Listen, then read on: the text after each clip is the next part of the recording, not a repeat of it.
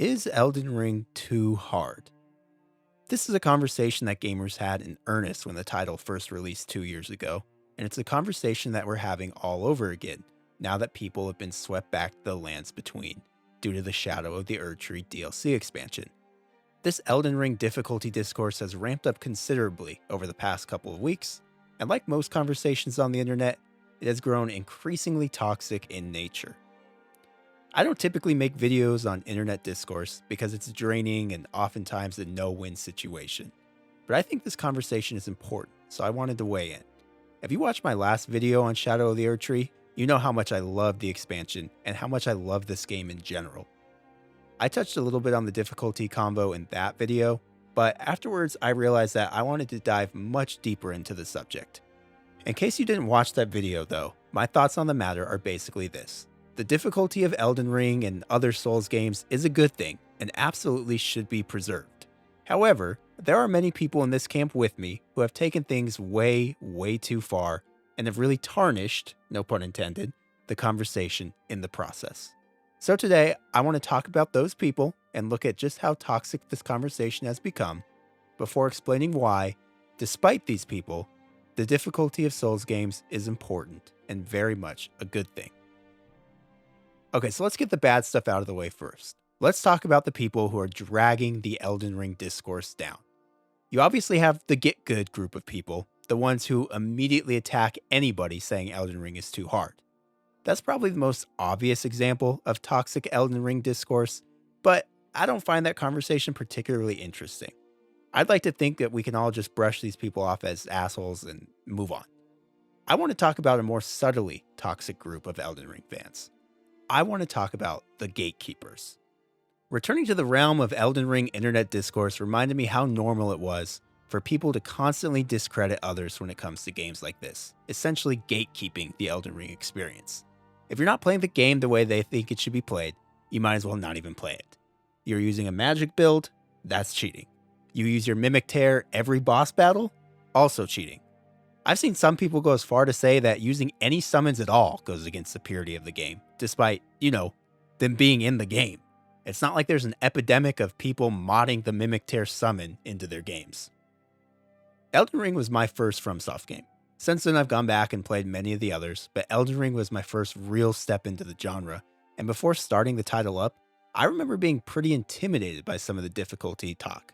I did a little research beforehand and came to the conclusion that an intelligent sorcerer build not only looked like fun, but also probably gave me the best opportunity to actually finish the game. It took me only a handful of hours to completely fall in love with Elden Ring, and I remember shortly after sharing my experience with a coworker who happened to be a Souls vet. When I told him what kind of build I was running, the judgment in his voice was palpable. "That's fun for you?" he asked me, almost laughingly. It was clear from this conversation that in his eyes, I wasn't playing the game properly, and that I was taking the easy way out. Since then, I've respec'd and tackled multiple other playthroughs with different builds, and yeah, there's no denying that an absolutely cracked max intelligence build is one of the easier ways to play the game.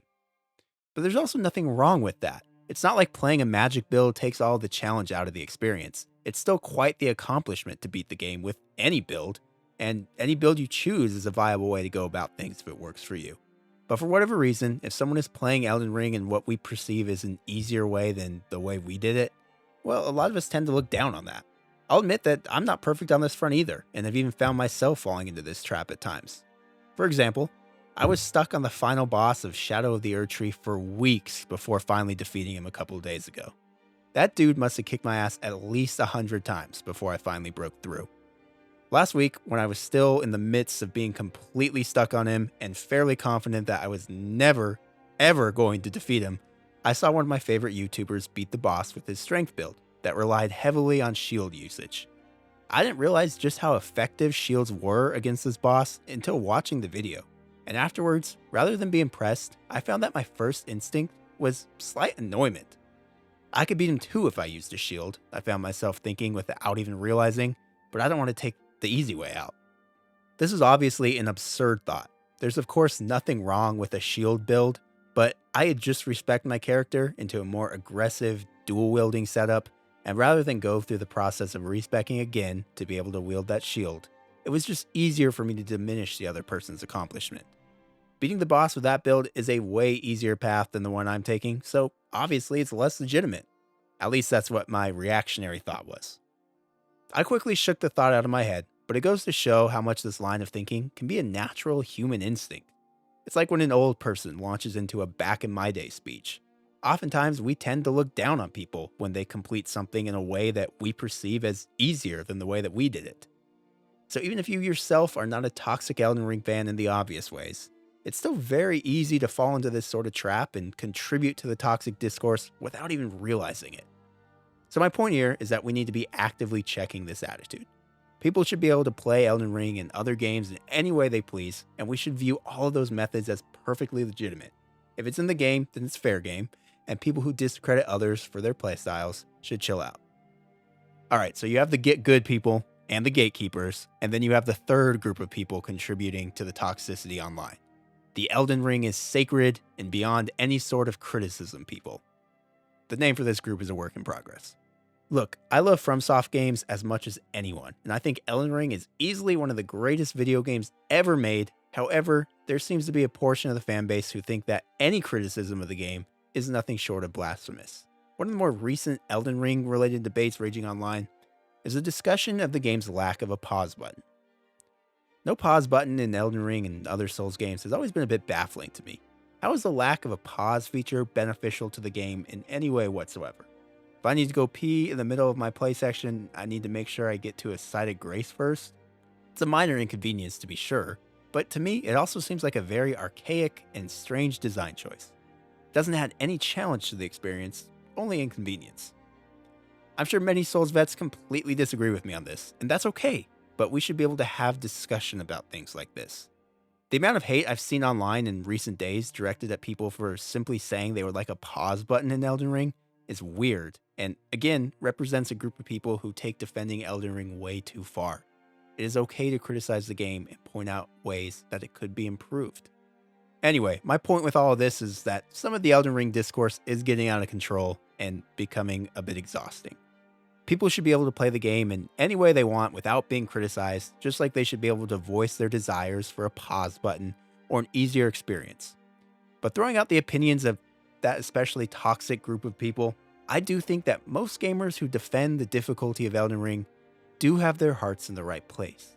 Because for the most part, that difficulty truly is a beautiful thing. I talked about this a little in my last video, but I truly think that the challenge of Elden Ring and other Souls games is a huge part of what makes them great. Speaking to my own experience, the rush and feeling of accomplishment that I get when I overcome a grueling dungeon or brutal boss in Elden Ring is unlike anything else I get from gaming these days. I've mostly retired from competitive online gaming at this point in my life, but I used to spend hundreds of hours playing titles like Madden and Call of Duty online. I eventually stopped because the time commitment and frustration that came with playing those games at a high level eventually stopped being worth it. But I can't deny that the rush of winning a tight game of Madden online and seeing my name climb up the leaderboards always provided me with a profound sense of accomplishment. Now as a primarily single-player gamer, it's hard for me to recapture that feeling. Elden Ring, though, with its grueling difficulty and at times seemingly insurmountable challenges, helps me to feel that feeling again. Elden Ring and other Souls games help provide a rush of adrenaline that I didn't know I could get from a single-player title. Every Souls player knows the feeling. You're on your 30th attempt of a brutal boss fight, out of healing flasks, and both you and the boss are down to your last bit of health. Rushing in and striking that killing blow and hearing that satisfying death sound as your heart pounds in your ears, there's nothing like it. And it's reasons like that I do feel like the difficulty and challenge of Elden Ring should be protected. Adding something like a difficulty option would serve as an easy way out that I know way too many people, myself included, would be tempted to take. Like I said earlier, I was stuck on the final boss of the DLC for literal weeks.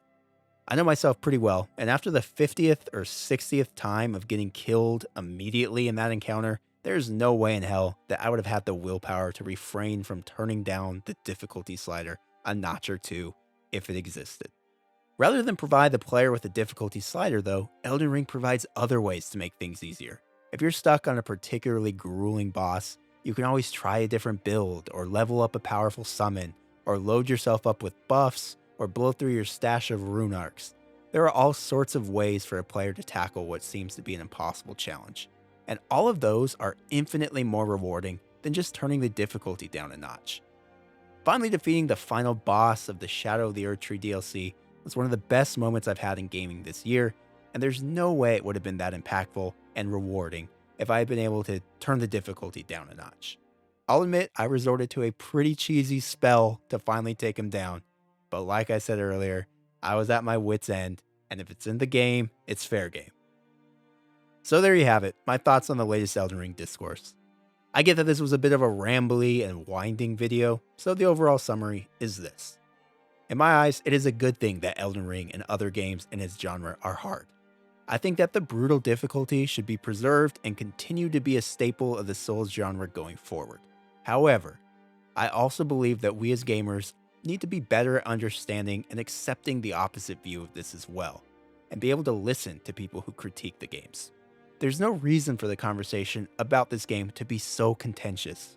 It's okay for some people to want Souls games to be easier or have more difficulty or accessibility options. Let's normalize having different viewpoints rather than demonizing them. Besides, have you seen the success of Elden Ring? I guarantee you that this sort of game is not going anywhere. I feel very confident that the grueling challenge and difficulty of these games that so many of us love will be around for many, many years to come. And that is a beautiful thing. Now, if you'll excuse me, I have another New Game Plus run to start.